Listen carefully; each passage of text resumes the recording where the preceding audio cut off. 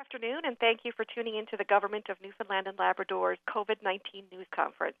I'm Nancy Hullett with the Department of Health and Community Services, and I'm the moderator for today's question and answer session.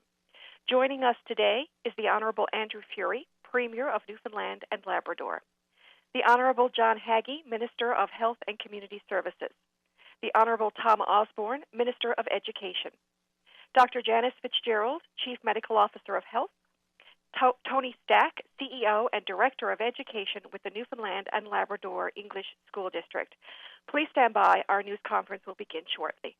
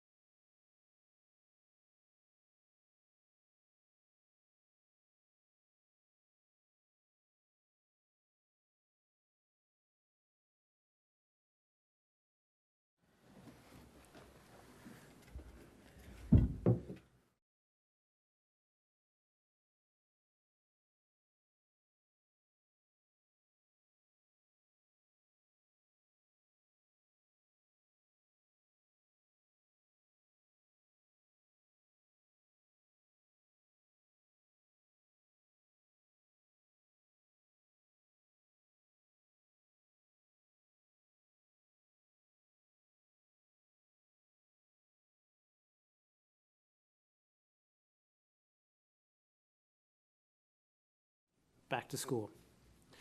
It's an important issue and one that we've all taken to heart, as its ripple and reach touches all of us. People are passionate, understandably so, about what should be done.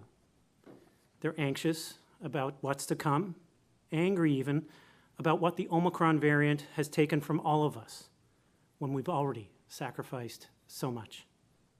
Believe me, I don't blame you. I'm feeling it too. Even more so with this wave than in the past 2 years. It's been weighing heavy on me.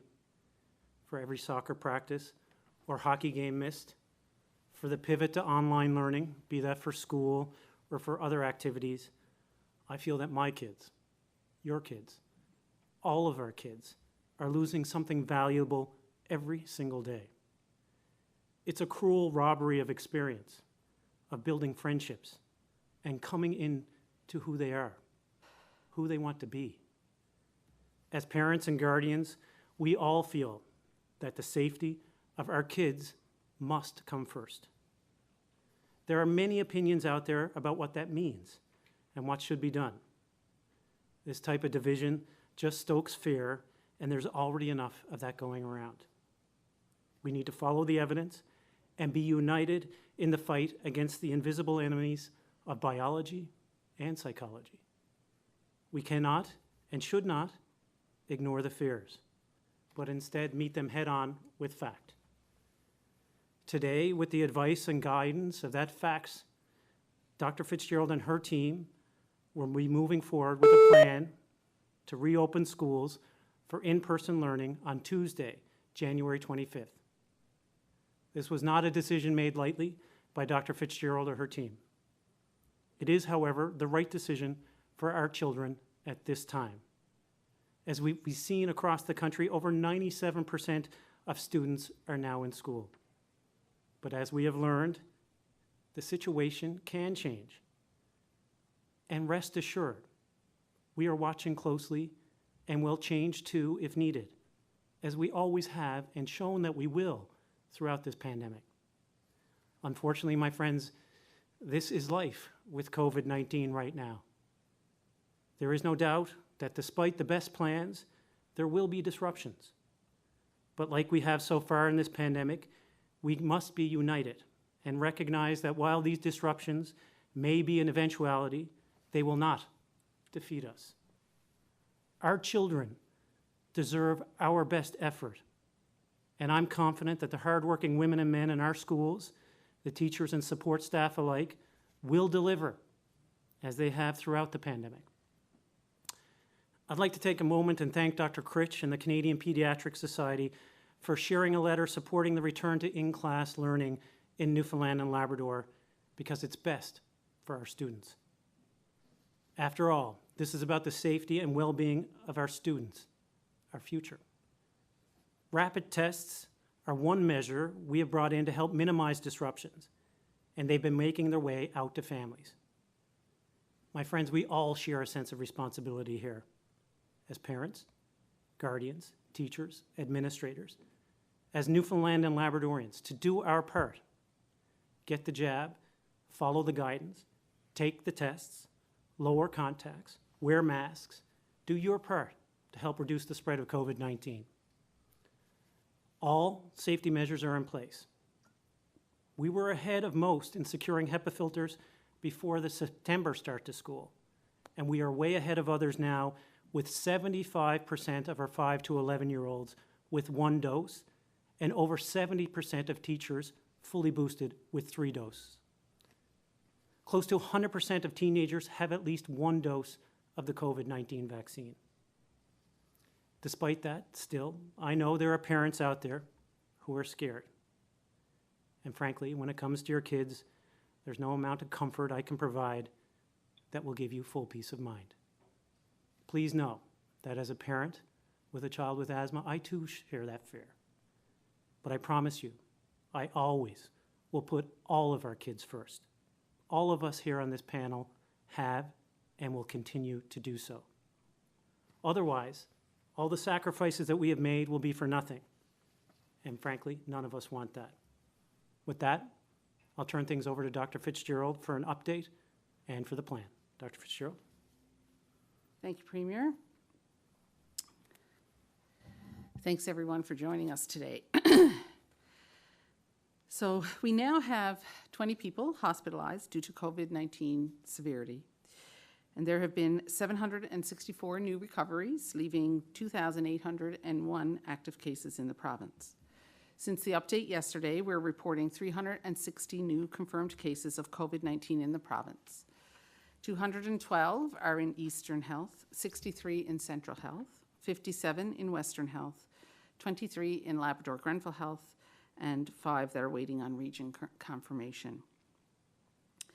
1,462 tests were completed since yesterday, with over 462,500 tests completed to date. Sadly, we are also reporting 2 new deaths today due to COVID-19. This brings our total deaths from COVID-19 to 30. I offer my condolences to all of those grieving the loss of their loved ones at this time. We continue to assess our level of restrictions, and the province will remain in alert level 4 for the time being while we transition children back to school. We are, however, making adjustments to restrictions for travelers, and effective midnight Friday, anyone entering the province will still be given the package of 5 take-home rapid tests. However, fully vaccinated travelers can leave isolation after receiving negative results from 2 rapid tests taken 24 hours apart. They are then required to continue testing for the remaining 3 days after leaving isolation. On Tuesday, as the Premier said, children will return to in-person learning. And I know this comes with mixed emotions, and I certainly appreciate all the different perspectives from students, parents, and staff. My most important message today is that we cannot let fear guide our decisions. We have always relied on evidence to guide the way, and it is through a careful review of the evidence that we have assessed the risks and benefits of returning to school. One of the most important lessons that emerged from this pandemic is how important school is for children, not just for their academic well-being, but also for their physical and emotional well-being.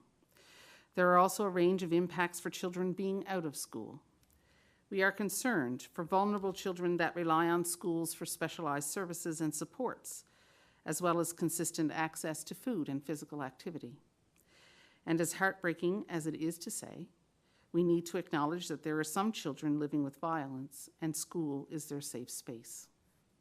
We are also concerned with the increased mental health impacts on children and youth, and the lack of routine, social isolation, and concerns about the pandemic in general fuel anxiety and depression. And there are also impacts for parents that are unable to work in order to be at home with their children. We have looked to experts in pediatrics, such as the Canadian Pediatric Society, and we found overwhelming evidence and support for schools to open for in-person learning within the current environment. One of the most common questions we have received around the timing of school opening and vaccinations. So over 93% of students aged 12 and older are fully vaccinated, and almost 75% of children aged 5 to 11 in our province have had their first dose of vaccine. This will provide a significant level of protection in these age groups. Today, we will start administering second doses to children who have reached the 8-week mark since their first dose. That's the 5 to 11 children. However, it will be about 6 more weeks before the majority of children in this age group can be fully vaccinated, taking into account the 14 days that it takes for the vaccine to become fully effective. 6 weeks is too long for us to continue the suspension of in-person learning. Studies from Canada and the United Kingdom show that the risk of severe disease for children is very low. A COVID-19 infection with Omicron generally presents with mild symptoms in children, even milder than in previous variants such as Delta.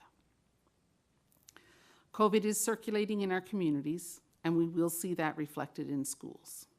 Our system can withstand a rise in cases among very low-risk age group.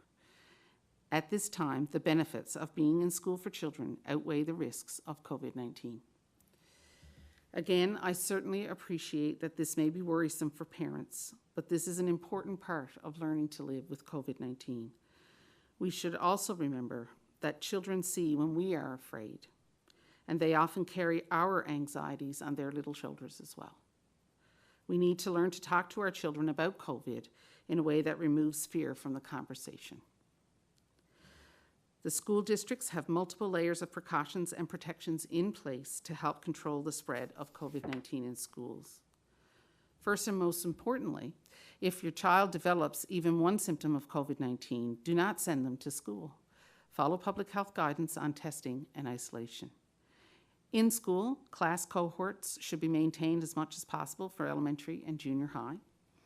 Staff and students must wear their masks at all times indoors except when eating, and masks are not required outdoors. Where weather permits, physical education should happen outdoors. When physical education is indoors, masks can be removed during vigorous physical activity, but we encourage trying to keep them on as much as possible. We are recommending 3-layer masks, and if you don't have a 3-layer mask, you can apply more than one mask to make up 3 layers of protection. Medical masks are also acceptable. We have also introduced the rapid testing program to help detect a COVID infection before a child returns to school. Students are required to have their 2 tests 72 hours apart before their first day back to school. Please ensure that you follow the instructions exactly and make sure you compare the test strip to the examples in the instructions to be sure you are reading the lines correctly in the right place. I also ask that you do not waste any unused rapid test, as these are a limited resource right now. And while we are not asking parents to report the results, this program is required. We are asking parents to do the right thing and help us to reduce the risk of COVID spread as students start back to school. I'm confident that the vast majority of families will do their part to help reduce the risk. I will note that there is a window of time after recovery that a COVID-19 test may show a positive result from an old infection. For a rapid test, this window is 21 days after symptoms started. So any student in this 21-day time frame does not have to complete rapid tests to return to school.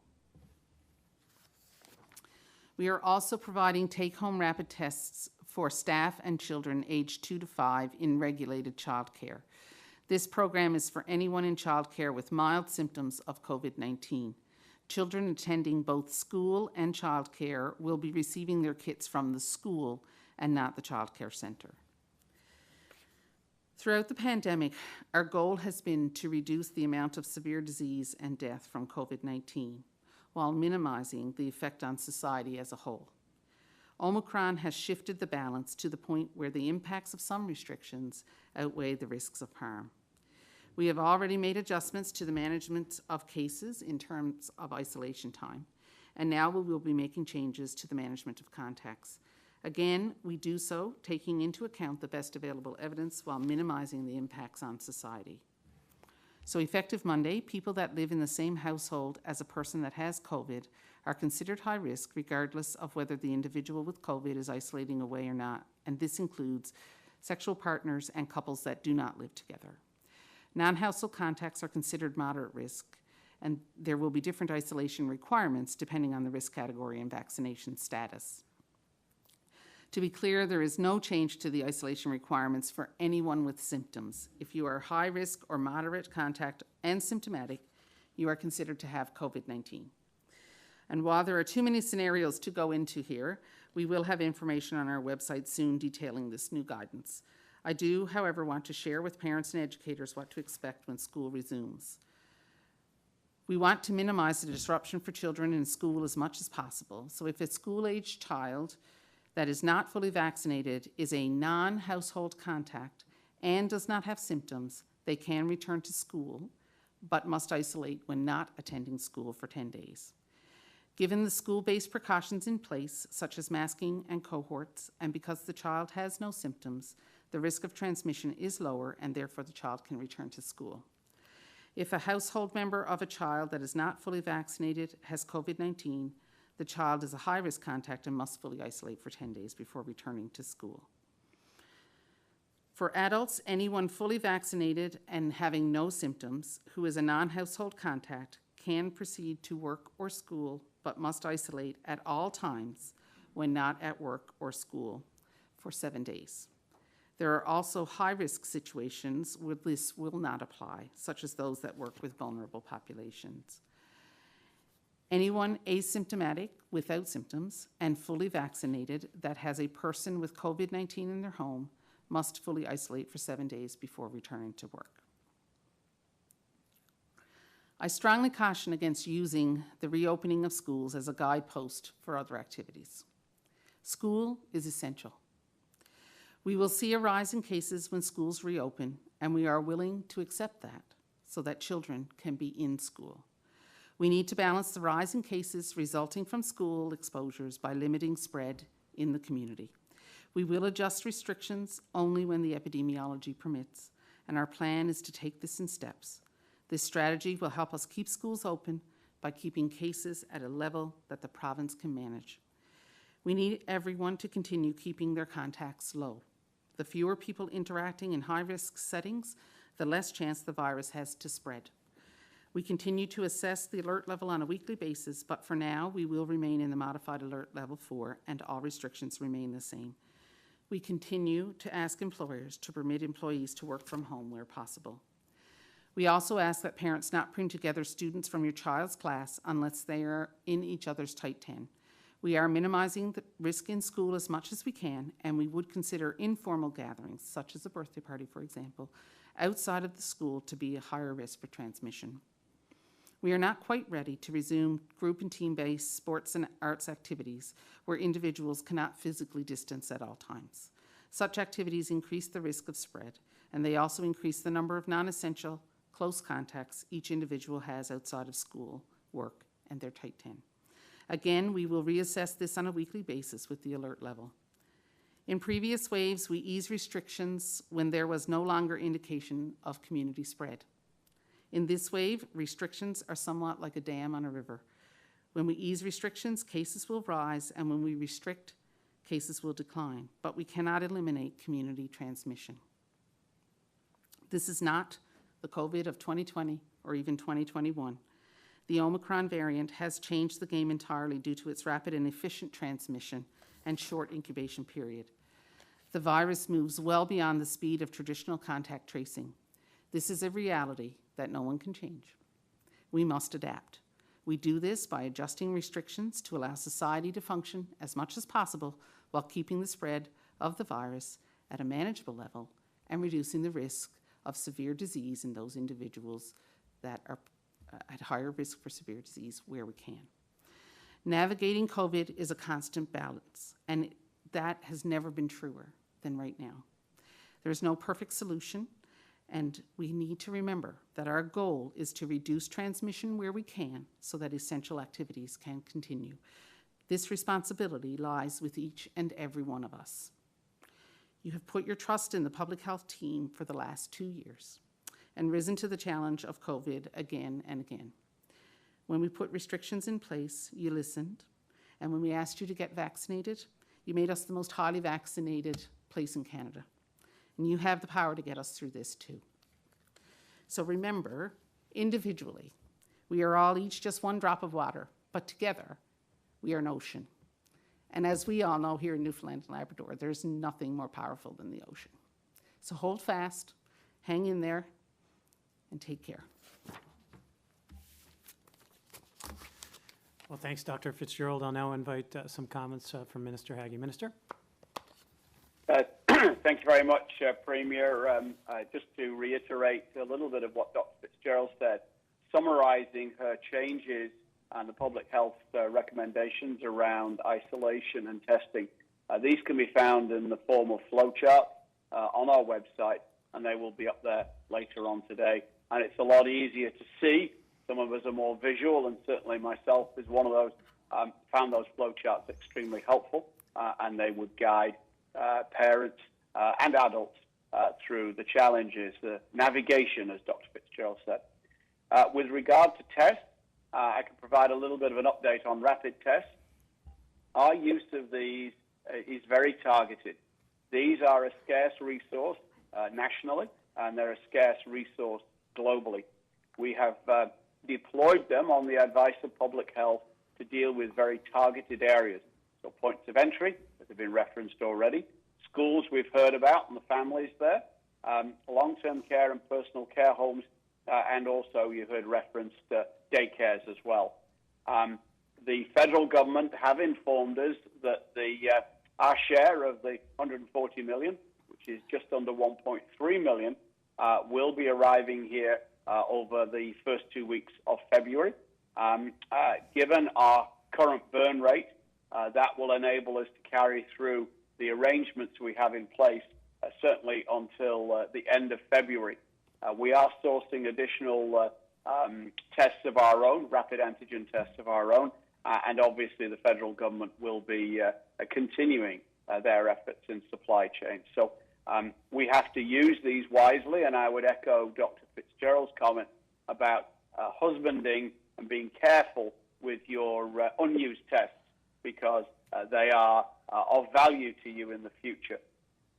In terms of the PCR test itself, we heard in previous weeks that there was significant delay, and we did have some major challenges there.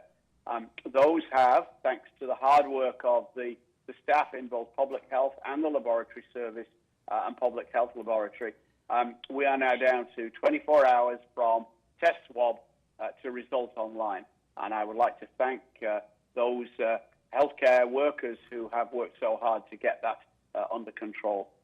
So again, hold fast. The one thing you can do is to get your boosters, to get your shot, and to take your 5 to 11-year-olds when their appointment comes up to do that. And the RHAs across the province have painted clinics for vaccine right out to the reopening of school, and will, once schools reopen, resume vaccination in schools. We certainly found that very valuable, and I think just under 50% of the 5 to 11-year-olds received their shot while in school. So we hope to boost that even further in the coming weeks. So with that, Premier, I'll hand it back to yourself. Thank you. Well, thank you, Minister. I'll now invite questions from the media. Thank you, Premier. Today we have 6 reporters joining us. The first round of the question and answer session will give each reporter the opportunity to ask one question and one follow-up. There will then be a final round where each reporter will have the opportunity to ask one final question. Our first questions today are from Peter Jackson with The Telegram. Peter, please go ahead. Thank you. Good afternoon. We had a recent story about a principal who made it seem like rapid tests were really just optional, which sort of belied the fact that there's no way of actually monitoring them. I realize that your exhortation to parents are to not to succumb to fear are fine, but what do you suggest, Dr. Fitzgerald, to parents who decide that with all this conceding that we're all going to be getting more COVID cases, who just decide that they have to take their kids out of school? So I think that, every parent has to make the decision that they feel is best for their child, and nobody knows their child as well as a parent does. So, I think there's lots of things to consider when you're making that decision. And, if your child has medical issues, that's another thing, and that's a conversation to have with their healthcare provider as well. But I think that, our message today is that we know this illness is mild. We know in this age group. We know that certainly in the older aged group that we've got really good protection with the vaccine. We know that the vaccine protects really well against severe disease. So yes, you may send your child back to school and your child may get COVID, or someone in your child's class may get COVID. But by and large, at this point, the evidence is very strong in saying that that disease will be mild, and that disease that your child will do well, even if they get COVID. So I think we have to keep that in mind. We have to do all the things that we can do, all those protections that are in place. We have to continue to do all of those things. And, get your child vaccinated when you can. So if your child is in that 5 to 11 group and you haven't gotten them vaccinated yet, make the appointment, get them vaccinated. It will protect them. And if they've gotten their first dose, please get online and book 8 weeks out to get their second. We know that the 8 weeks gives us the best protection for the longest period of time right now, so that's still what we're recommending. But, there are still lots of things that we can do to feel safe going back to school. Thank you. Just to follow up to Minister Osborne, if you is there any kind of a threshold in terms of the number of people going back? You have the NLTA now asking for delay. Is there a contingency plan at all if the numbers are not up to where they need to be? Thank you, Peter. I'm not sure if you're referring to the numbers of students or the numbers of staff, but we have... Both. Okay, so in terms of staff, we've worked with the NLTA, the Dean of Education, and I want to give a shout out, a thank you to the Dean of Education and the faculty. We've worked with NAPE and CUPE to ensure that we have a contingency plan in place, and I know Tony Stack can speak a little further to this as well. But through the Faculty of Education, there are some 205 Bachelor of Education students. The majority of those have already spent a minimum of 25 days in the classroom. The Faculty of Education feel they are ready, prepared, equipped to fill in if need be. We also have the ability to reassign staff who are qualified educators. And we've had cooperation from the sponsor body at the Teachers' Pension Plan to allow us to move from the 90 days to 180 days where a retired teacher can continue to collect their pension and collect the salary. Though all of these things will help increase the substitute pool, we've also got contingency plans in place for custodial workers and bus drivers, and I'll ask Mr. Stack to speak to that a little more. In terms of student population, whenever we've come back from an online session anywhere in the province, we do anticipate that the first number of days the student population may start out a little lower. It will build. We fully anticipate that the majority of students will be back in class, and hopefully on the first day. This is a shared responsibility, and I understand the anxiety that parents may feel, but as Dr. Fitzgerald said, in this age group, the symptoms are mild, and the Canadian Pediatric Association have given very compelling reasons based on isolation, mental health, social well-being, in addition to the academic challenges that students face by not being in class learning. Tony, did you want to add in terms of the contingency plan for custodial and other staff? Thank you, Minister. With respect to teachers, first of all, we will completely exhaust our substitute teacher supply of 1,100 as a first course of action. We also have the ability to take folks like teaching and learning assistants, should they hold education qualifications, and promote them into a replacement position. There are also, if there's no regular substitute available and you've done the assignment of the teaching and learning assistants, you can access retired staff, and the adjustment with the teacher's pension plan is a good move. It will allow us to have access more retired individuals. And you also referenced the case of the Faculty of Education students. There's about 130 of them who are placed in our system right now, understudying teachers. So we can convert those to substitute teachers if they're amenable to do so. And then after all of those measures, there is the ability to reassign staff within schools. And principals are well aware of that, and they're quite accustomed to doing that in certain situations. We've experienced that periodically in isolated areas around the province.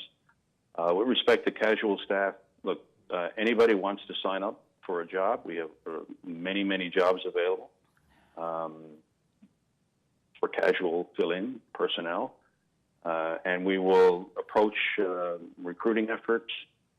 We talked to the unions about the protocols around taking day staff who may be unavailable, promoting night staff, extending hours, adding to our casual list, and even exploring the option with the public service pension plan of making it amenable for some of the casual or retired personnel to come back if they want to operate a bus or work in one of our classroom support personnel for casual work. So all of those things will be exhausted. I think with the public health measures, the way they've been outlined, the staffing pressures will be mitigated to some degree, and it is our aim and objective to keep schools open for every child for as long as possible, and I think we can achieve that. With respect to students, if there is some apprehension out there, but I want parents to understand this, that we have the ability to support those students who, because of medical reasons, may have to isolate. We can support them with a degree of continuity of learning plan. It won't be as robust as virtual learning, but there is some ability to do that. But for every child that stays home for non-medical reasons, it does put added pressure on the system, and it will be difficult to support children in that situation. We'll do our utmost. Schools have turned themselves inside out.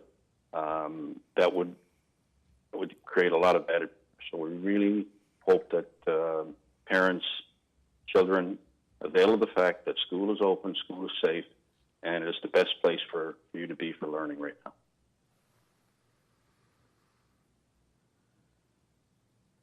Our next questions are from Peter Cowan with the CBC. Peter, please go ahead. Can you explain how contact tracing is going to work? So let's say there's a student who has been in class. They test positive either on a rapid or on a PCR test. Who's going to get notified? And with these changes in isolation requirements, does this mean that other students in the class wouldn't have to isolate and could continue to go to school? How's this going to work? Yes, so what will happen right now, so if you have somebody who has a positive rapid test, then they have to notify their contacts, and that will be outlined as it is right now on the website. There will be information to that they will have to follow, but that information will say that students who are only contacts in school and not contacts out of school, so if they're not, a friend who normally plays with the child, then those students who are only contacts in school will not be considered or not be contacted, or don't have to be contacted, and those students would therefore be able to attend school. Can you explain the rationale for this change? Is this mostly about the evidence, or is this around the fact that there would be many classes where a lot of people would end up being out of, and the disruption that it would create? So I think, as I said, our goals here, we try to follow the evidence. We always have tried to follow the evidence to, as best as we can, and we've used that evidence to inform our decisions. What we know is that COVID going forward is going to look different than it did in our rearview mirror, and so we need to adjust to deal with that. The evidence right now is saying that children have less severe disease, and that we know that vaccination will reduce transmission to some degree. It's not as good as with previous variants, obviously, we know that, but it does reduce to some degree. And the fact that children are in school and with the safety measures that we have put in place, with masking and cohorting, that will reduce spread. We also have a symptomatic testing program in place where children, if they get symptoms, can test themselves with a rapid test. So we're hoping to reduce that, the introduction of disease into the schools. So we're trying to take that evidence and balance it as best we can with limiting the impacts and the evidence that we have that support children being in school as much as possible. So it's a fine line that we're walking, and it is a delicate balance, but we are trying to get there. This is really, I think, a transition period to living with endemic COVID. And so when COVID is just a part of our natural landscape of infectious diseases that we deal with all the time, like flu, like RSV, which is another respiratory illness that it's very common in children, and other viruses that we pick up all the time. So, it is a transition. It's different than what we have done before. We're dealing with a different virus than we have dealt with before, and we have to adjust to account for that. And the impacts on society are important as well, and we have to balance those harms as much as we can. Our next questions are from Richard Duggan with VOCM. Please go ahead, Richard. Thank you. This question is for either Minister Osborne or Tony Stack. I'm wondering if there are going to be any additional testing protocols put in place for substitute teachers, given the fact that in a given week or 2-week period, they could be interacting with several different school communities. I can start that answer, and Dr. Fitzgerald may want to respond as well. Substitute teachers will have access to the rapid test kits, as will bus drivers, for example, student assistants, and other school staff. The list goes on and on. So if somebody hasn't heard their name, it doesn't mean they're not included. But substitute teachers will have access to the rapid test kits. The best person to explain how they would use those test kits, I believe, would be Dr. Fitzgerald. Thanks, Minister. So, if someone was a substitute teacher who was going back to school right away, we would certainly want them to follow the back to school protocol. Otherwise, they would have the test to use as per the symptomatic protocol that we follow. So if you have symptoms, you do a test, and you aren't available, unfortunately, then for until you do the second test if that test is negative. If the test is positive, well, obviously you're case COVID and you have to be treated accordingly. But for substitute teachers or anyone else, that process would be followed. The symptomatic process would be followed. And Minister Osborne, I was speaking with opposition education critic Barry Pettin yesterday, and he was pushing for a hybrid model to be introduced to accommodate parents who don't feel comfortable sending their kids back to the classroom just yet. Why not include something like this in this return? So I'll start the answer, and I'll ask Mr. Stack to respond as well. We tried the hybrid model last year, where we had students, half the students at home and half the students in class. Teachers weren't particularly fond of it, students weren't fond, parents weren't fond. The students that were at home were not getting the same attention as the students that were in class. It didn't work as well as either online learning or in-class learning, and we all know the risks of isolation and so on of students online learning. The best place for children to be is in the classroom. I'll ask Mr. Stack to add some additional commentary about the hybrid model. Thanks, Minister. Correctly, it was very difficult to try to do both the in-person learning and then have a virtual component simultaneously. Very challenging. There are a finite number of teachers. We've allowed for the children to go back to school where they should be, and that is the learning mode right now. There's not enough staffing available to be able to do both. If you had a significant number of students online, it would be a real challenge. So we're focusing on the classroom. The teachers have done a great job in the virtual setting, but there are limitations, and now they have to focus on the face-to-face component, and that's what we'll be doing in the days ahead. Our next questions are from Ronelle Legros with All Newfoundland Labrador. Go ahead, please, Ronelle. My question is for Dr. Fitzgerald or the Premier. At what point will you consider lifting some of the restrictions on businesses and gatherings? Sorry, Renal, I think the question was, at what point will we consider lifting more restrictions on businesses? Yes, that's right. Well, of course, we're looking at the epidemiology every single day, we're looking at the metric of hospitalizations and doubling time, the same metrics that we've been using before, of course. And I think one of the lessons learned, and Dr. Fitzgerald hinted to it in her opening comments from the past and looking at other jurisdictions, is doing too much too quickly can cause significant harm. So moving in increments and adjusting those increments based on some of the metrics that we've alluded to is, I think, the appropriate way to move here now.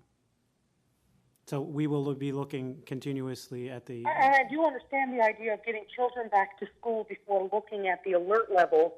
But at this point, if the restrictions are doing more harm than good, why not allow, for example, the businesses that have been forced to close completely to reopen at a reduced capacity? Well, first of all, we've always said that schools should be the last thing to close and the first thing to open. There's nothing more important than our children. But in terms of the epidemiologic rationale, Dr. Fitzgerald, I don't know if you want to provide a comment. Sure, thanks. You know, we are trying to keep the spread down as much as we can, keep our contacts as low as we can. And that is really the only way to do that. Right now, we've tried to minimize as much as possible what is closed. But you know, unfortunately, the inevitability of it is that, you know, we have to make some difficult decisions. We will be reviewing it, as the Premier said, on a regular basis, and we will be looking at this. But if we open the tap too quickly, we are going to cause a flood. So we don't want to do that.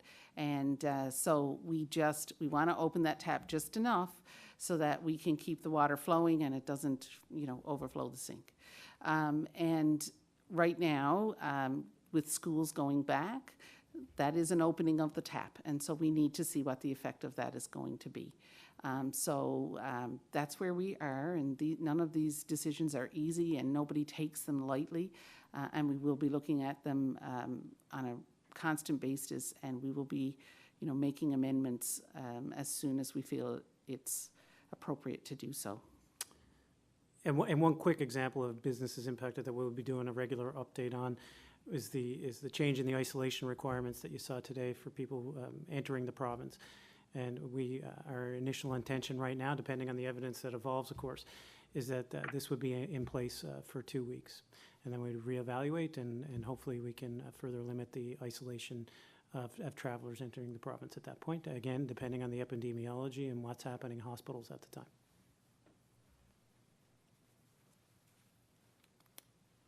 Our next questions are from Ben Cleary with NTV. Please go ahead. Hi there. Yes, my first question is for Dr. Haggie, and that's speaking of opening the tap, so to speak. Will any additional healthcare resources be put towards pediatrics or the Janeway per se, just as schools reopen? The Janeway does have a surge plan, a Code Orange plan as well, and we take the advice of the infectious diseases team there. So these are possibilities.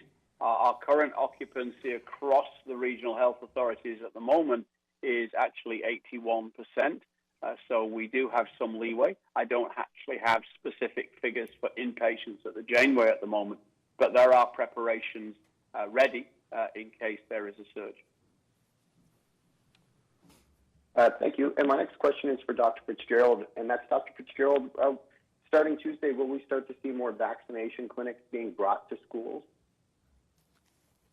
So I think at this point, the regions are certainly looking at their vaccine plans, but the intention at the moment, starting off, is with mass vaccine clinics, so those larger clinics, to get as many people through those as they can. And then they will be focusing on schools. You know, they'll look at where they need to really focus their efforts. So if they have some areas where a lot of children have come in to the larger vaccine clinics, then they may not need to go into certain schools. So they really want to focus their school efforts where they're going to make the most, you know, have the most impact. They went into some schools and had very few students, and then they went into other schools in the beginning and had a lot of students. So they want to make sure that they're when it takes a lot of effort to do a school clinic, and they want to make sure that when they do, they're being the most efficient that they can be. I think, Ben, too, it's worth noting, as Minister Haggie said in his opening remarks, between 40 and 50% of students got their vaccines in school. So we do recognize that providing that choice, eliminating the barrier of accessibility is one of the best things that we can do to ensure that our number stays the highest in the country. It's less about acceptability and more about accessibility, and we think that continuing to provide it in schools is really important, and it's probably one of the reasons that we've done a bit better than some other jurisdictions. So that will certainly be built in, as Dr. Fitzgerald said, into the continued vaccine plan. Our next questions are from Sarah Smelly with the Canadian Press. Please go ahead. Hi there. My question is for Dr. Haggie. Have there been any deaths in long-term care during this latest wave of the Omicron variant? We certainly know we have had people pass away from COVID in this Omicron wave. I don't actually have the details of where that happened. My understanding is the majority of these, if not all, were actually in acute care facilities, but I can certainly go back and check. Again, small numbers do provide a little bit of limitation because of the risk of people being identified and personal health information getting out there as a consequence. But we'll certainly see what we can find for you. Thank you. And as a follow-up, we see other provinces publishing data on outbreaks in long-term care facilities, including like case count at each facility. Why don't we do this? It's probably best for you. We've Minister. been so good. Sorry. No, I was going to say it's probably best for you, Minister. Yeah. No, I mean, the facts of the case is we have such low numbers that identifying a particular facility with a case count or a death will lead to people being identified. And we have been, we've been very, very good, I think, at making sure that doesn't happen. We have to. I have a legal obligation as the ultimate custodian under the Personal Health Information Act to protect people's privacy. And I have said repeatedly here that much as I want to be open and transparent, as far as one can possibly do that, I will not do it at the risk of jeopardizing people's personal health information. And if you have one individual in a facility, that leads to people being identified, and it won't happen. I will now go back through each reporter to see if you have one final question. Peter Jackson with the Telegram, do you have a final question? Yes, this is another question for Dr. Fitzgerald. Most health experts now are in agreement that N95s are some kind of very well doubled up mask is really the only way of preventing spread of this virus or this new variant. Are you making any changes in schools on that front? So we have recommended that schools would have either a 3-layer mask or medical masks. So we have not made that recommendation before we said a non-medical mask. So now we are being specific about the recommendation would be for a 3-layer cloth mask, fabric mask, or a medical mask of some type. So, if you're looking at a mask like this, like I have here, which you can purchase in the stores, this would be a 3-layer mask, and so would be considered acceptable. Thank you. Peter Cowan with the CBC, do you have a final question today? I do. It's one for Dr. Fitzgerald. Give me an idea, what sort of numbers would you need to see, or what sort of situation would you need to see develop for you to make the decision that things have gotten too bad and we need to, end online learning again? So I think, first of all, as we've always said, schools will be the first to open, last to close. So ending online learning would not be our first jump. If we had to make different restrictions, then we would try to consider those first. So if we're looking at increasing restrictions or having to clamp down a little bit more, I think we would certainly be looking at case counts to a lesser extent than we have in the past. We look at trends of case counts, but not, they wouldn't be our primary focus. We'd be looking at hospitalizations, healthcare capacity, other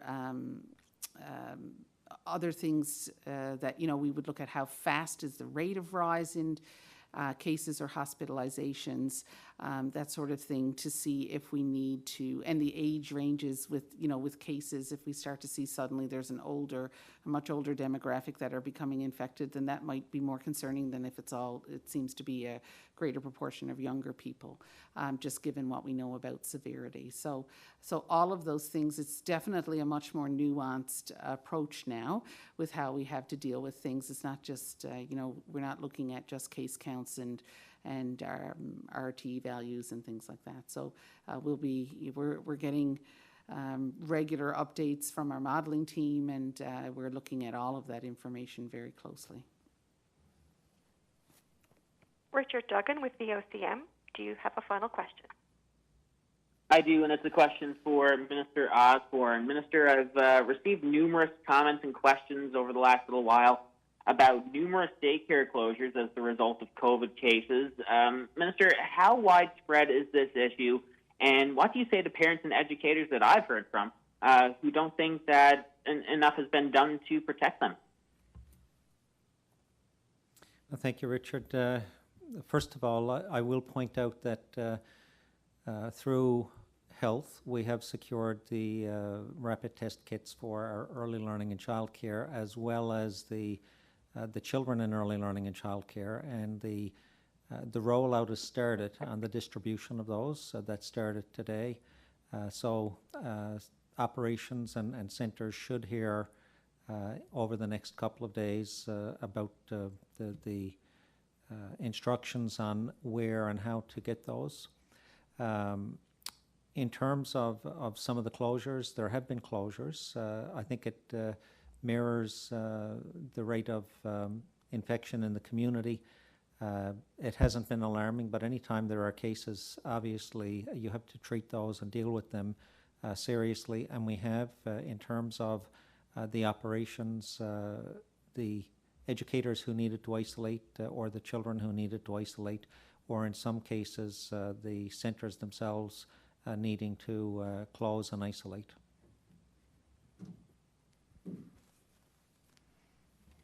Renelle Legros with All Newfoundland Labrador, do you have a final question? Yes, it's a follow-up to a question I asked Minister Haggie earlier this week, although it's perhaps a question for the Premier or Dr. Fitzgerald. Digital Government and Service NL has confirmed that since December 20th, they've received over 200 complaints related to businesses not complying with public health measures. And that's led to dozens of orders being written by occupational health and safety officers. That's quite a big number. I'm just wondering how concerning that is. We struggled a bit to hear the question. I don't know if you heard it, Dr. Fitzgerald. It's a bit of a breakup on the line there. Premier, it was around the number of occupational health orders that had been written as a result of complaints to Digital Governance and Service NL. I'm not in a position to be able to speak to that because it's an enforcement issue and health doesn't do that, so I'm not sure I could answer it for sure. Certainly I can't answer it at this particular moment in time, but I'm happy to endeavor and get the information for you. Ben Cleary with NTV, do you have a final question today? I do have one final question, thank you. And it's around the nurses union says there's some confusion with the number of patients hospitalized with COVID. They say the number reported by the province isn't an actual reflection of how many people are actually in hospitals with COVID. Is there a response to that today? I can provide some insights there. We report cases of admissions due to the primary diagnosis is COVID or a COVID-related complication. We are aware that there are others who are in hospital with COVID positive tests, but in there for other reasons, slip or fall, a fractured hip, something like that. As of this morning, there are 55 COVID positive patients in acute care facilities across the province. Only 20 of those are in because COVID is their first diagnosis. Thank you. Sarah Smelly with the Canadian Press. Do you have a final question today? Yes, this is for Dr. Haggie. I've spoken to several people today who have family members in long-term care facilities. They say they don't have any information about what's happening inside those facilities. They don't know if there are outbreaks there, if people are sick with COVID-19, be them staff or residents. And they're extremely worried. What is your message to them? There are staff in all regional health authority facilities who are available to take phone calls, and in instances where family feel they haven't got anywhere with that approach, they can go through client relations, and the numbers for client relations are posted on the website for each of the regional health authorities. But it's the unit manager or the facility manager who would be able to provide information to next of kin and family. Thank you, everyone. Premier, would you like to make any final comments today?